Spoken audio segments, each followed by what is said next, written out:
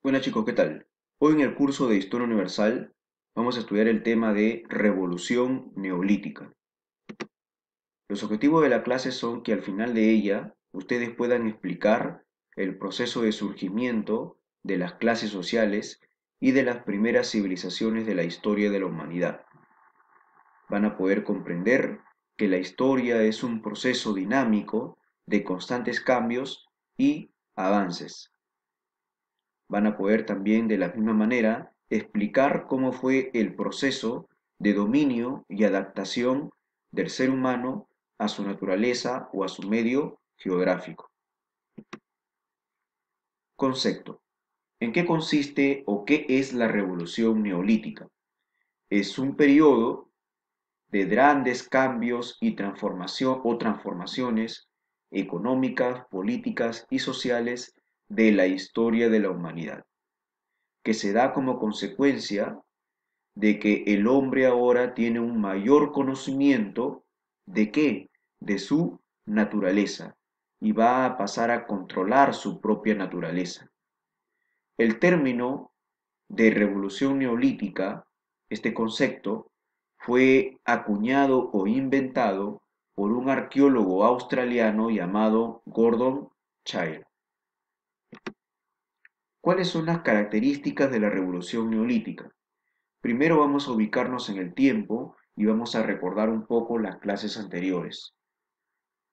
La revolución neolítica se desarrolló paralelo al periodo neolítico, es decir, aproximadamente hace 8.000 años antes de Cristo hasta los 4.000 años antes de Cristo. Como podemos recordar clases anteriores, el primer periodo en la historia de la humanidad es el Paleolítico, donde el hombre se dedicaba pues a la caza, a la pesca, a la recolección de frutos y al marisqueo, en una economía de subsistencia. Luego se da el Mesolítico. Como debemos recordar la clase pasada, en el Mesolítico hay un cambio climático natural en el planeta Tierra.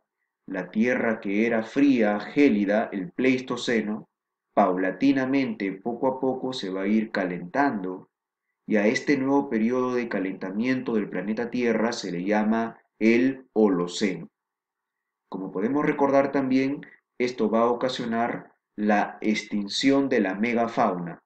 Los grandes animales como el mastodonte se extinguen y el hombre poco a poco va a tener que dejar de cazar porque ya no había muchos animales para poder cazar animales. Eh, pero el hombre ahora en el Mesolítico va a descubrir que la tierra le da frutos, que la tierra le da alimentos, y en el Mesolítico el hombre va a iniciar recién a explotar la tierra, y a eso se llama horticultura. Recuerda, la horticultura es una preagricultura, son las bases de la agricultura. Pero ya en el Neolítico, ahora sí podemos hablar de una revolución agropecuaria. ¿Qué significa esto? Que ahora sí el hombre practica la agricultura propiamente dicha y de igual manera la ganadería. Ahora el hombre sí es un agricultor, sí es un ganadero, es un agricultor porque domestica las plantas y ganadero porque domestica animales, como podemos ver en esta imagen. La agricultura implica también la creación, el desarrollo de herramientas para trabajar la tierra, como por ejemplo la chaquitalla para arar la tierra, la hoz. También implica el uso de técnicas de cultivo, como por ejemplo los canales de riego, acueductos, ¿no? ¿Ok? Entonces la agricultura, como vemos, es ya un conocimiento mayor que tiene el hombre de su naturaleza. Ahora, ¿esto qué va a generar? La agricultura va a generar un excedente productivo, es decir, va a generar producción agrícola en abundancia, lo que quiere decir también que el hombre va a tener más alimentos, va a tener más frutos, los cuales los puede almacenar para tiempos futuros de sequía o tal vez también los puede almacenar para tiempos de catástrofes o desastres naturales. Entonces, excedente productivo significa producción agrícola en abundancia. Y esto se da gracias a que el hombre descubre la agricultura. Y recuerda también, la agricultura provoca que el ser humano deje de ser nómade, porque deja de cazar animales y ahora trabaja la tierra y por lo tanto se convierte en un sedentario. También en la revolución neolítica se produce una división social del trabajo, es decir, hay una especialización en la producción.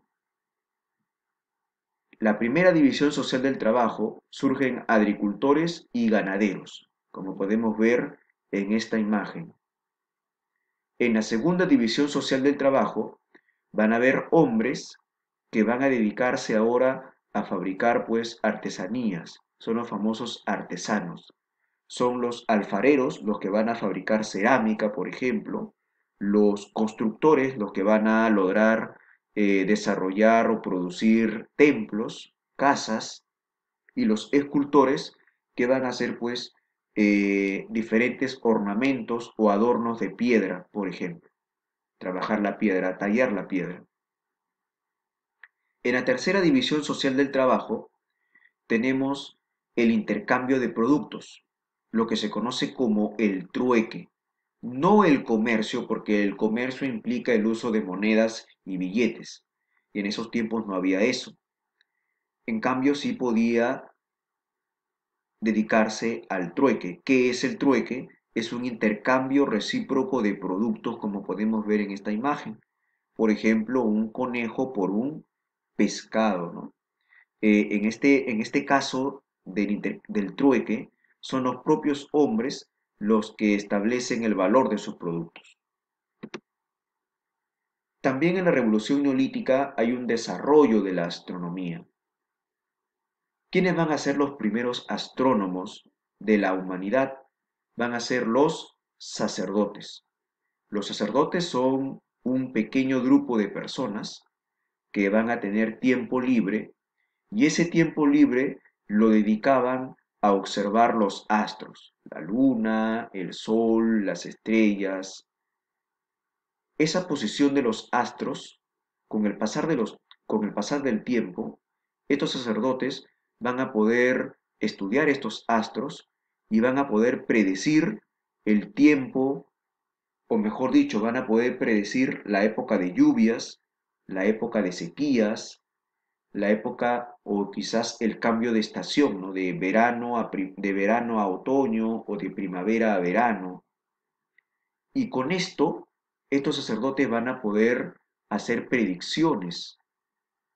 Y estos sacerdotes van a aprovecharse de ese conocimiento que ellos tenían de su naturaleza. Y van a reunir al pueblo, ¿ok? Y van a construir, pues van a ordenar la construcción de grandes templos ceremoniales, como podemos ver acá, como por ejemplo, ¿no? Uno de los tantos ejemplos que hay, eh, los cuales van a ser utilizados por los sacerdotes para observar los astros y también para que la gente tribute en honor a estos sacerdotes. Estos sacerdotes podían engañar fácilmente al pueblo debido a las predicciones que ellos podían hacer, ya que ellos podían pues ver y estudiar los astros. Por ejemplo, ellos podían reunir al pueblo alrededor de este templo y decir, ¿no? Eh, Dentro de muy poco tiempo va a haber lluvias, se acerca la época de lluvias, o todo lo contrario, se acerca la época de sequías. Y en muchos casos, estos sacerdotes acertaban lo que ellos decían, se cumplía lo que ellos decían. Es por esta razón que la gente va a comenzar a creer en estos sacerdotes. Y estos sacerdotes decían que eran intermediarios entre los dioses y el pueblo, ¿no? Recuerda que los dioses son pues el sol, la lluvia, los rayos, ¿no? El cielo, la tierra. Ellos decían ser intermediarios, por eso que la gente los veía como, como seres semidivinos.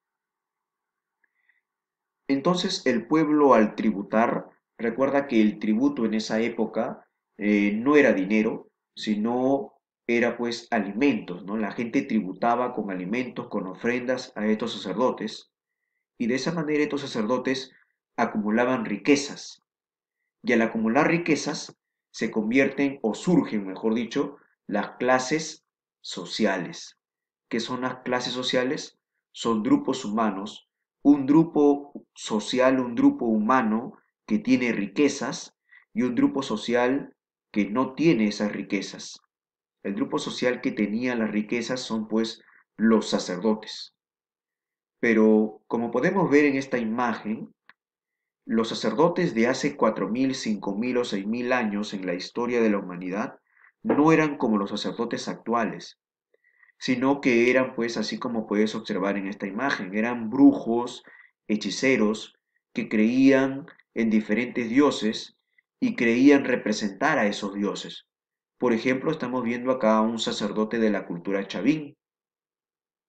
Este sacerdote creía, por ejemplo, en la divinidad de los felinos, por ello es que se ponía colmillos postizos. De igual manera, también creían en las aves y se ponían, pues, plumas de aves. ¿Ok? Entonces, estos sacerdotes fueron los primeros ricos de la historia. Lograron acumular riquezas gracias a las predicciones que ellos hacían. En resumen, engañaban a la población porque ellos sabían el conocimiento, ellos tenían el conocimiento de lo que es la época de lluvias, de sequías y del tiempo, ¿no? ¿Ok? Y el pueblo, pues la gente pobre, los campesinos, los artesanos, los pastores, los comerciantes. En la Revolución Neolítica también aparecen las primeras tribus, que son un conjunto de clanes. Las primeras tribus jóvenes estaban dirigidas por señores con mucha experiencia y generalmente de avanzada edad, eran ancianos. Estaban dirigidos por patriarcas. Se inician también la construcción de ciudades, ¿ok? Como centros administrativos, que con el tiempo van a formar los primeros estados, las primeras civilizaciones. Desarrollo también de una industria megalítica. ¿En qué consiste esto? ¿En qué? La palabra megalítica significa mega, gran, y lítica, piedra, grandes construcciones de piedra, como las que podemos ver en esta imagen, que son los famosos menhires. ¿Qué es un menhir? Es una roca gigante, es una roca muy pesada, ¿ok? Una roca megalítica clavada en el suelo. De la misma manera también la construcción de dólmenes. ¿Qué son los dólmenes? Como podemos ver en esta fotografía, están conformados por dos o más piedras dispuestas de manera vertical, ¿ya?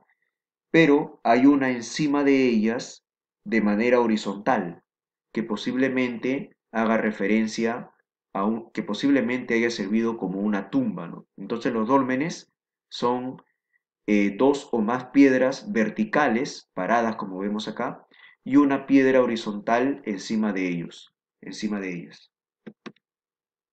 También tenemos los famosos cromlech. ¿Qué son los cromlech?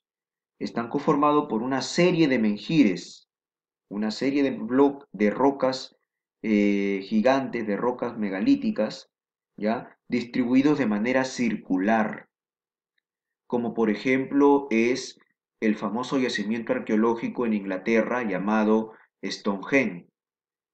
Stonehenge, debido a su antigüedad, debido a los desastres naturales, a los terremotos que han habido, estas piedras o estos bloques de piedra se han derrumbado. Pero posiblemente lo que hoy en día es Stonehenge así, en la antigüedad ha sido más o menos así, ¿no? Entonces, ¿qué es un cromlech? Un cromlech es una serie de menhires distribuidos de manera circular, lo cual posiblemente sirvió también como un observatorio astronómico. Muy bien, chicos, espero me hayan entendido la clase. A continuación, sus preguntas. Muchas gracias.